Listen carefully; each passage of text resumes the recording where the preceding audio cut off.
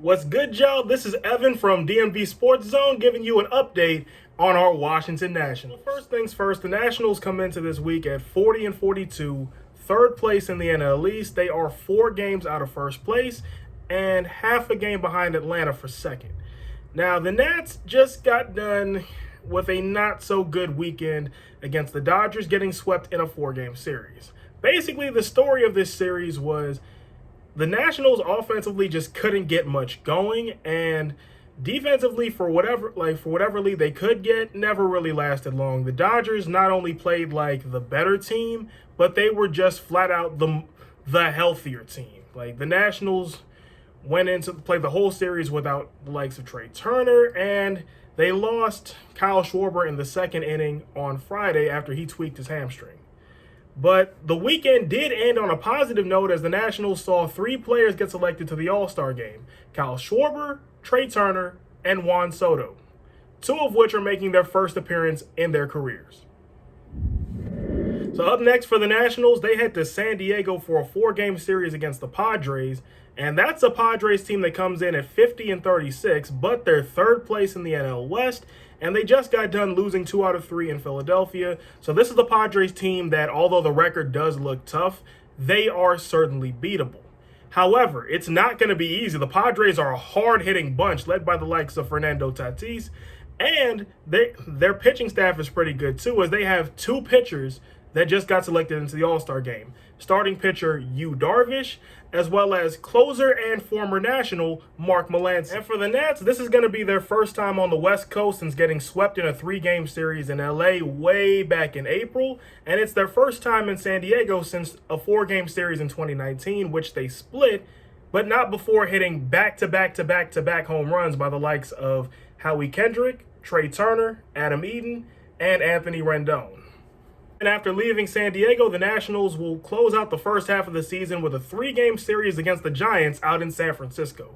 Now, this is a Giants team that lives up to their Giant name. They have a record of 53 and 30 currently, which is good for the best record in baseball. Now, the Nationals have seen this team before. They split a 4-game series in DC, in which Washington outscored San Francisco by a count of 8-3 in a pitching masterpiece on both sides.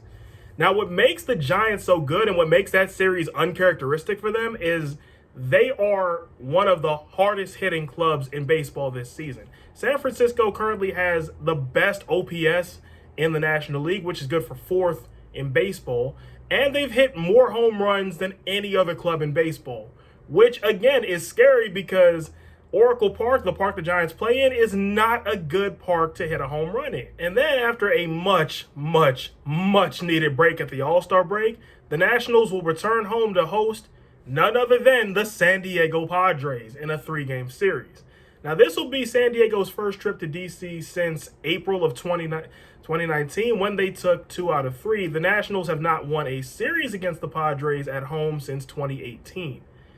Now, what should make both series against the Padres intriguing is that Petco Park and Nats Park, those are 2 ballparks where if you hit a home run to just the right part of the, if you hit a fly ball in the air to just the right point in the park, usually left field, it's usually gone. So yeah, that's the outlook of that's who the Nationals will be facing the next 2 weeks. Over this 2-week span, the biggest questions that this Nationals team will need to answer are, number 1, what are they going to do at shortstop?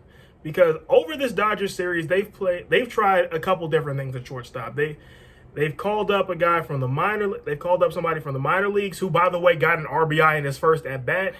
And then they signed Alcides Escobar, who hasn't been in the big leagues for a while. He was last seen in 2018, but he has won a World Series with the Royals in 2015.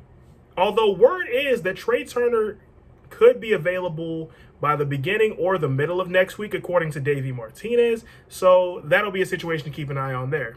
Another big question is what to do at the front end of the bullpen, because Brad Hand has been nails at the back end of the bullpen, but his back end mate Daniel Hudson has missed the last 3 weeks, and the Nationals are kind of running out of guys to get him there. Kyle Finnegan's out.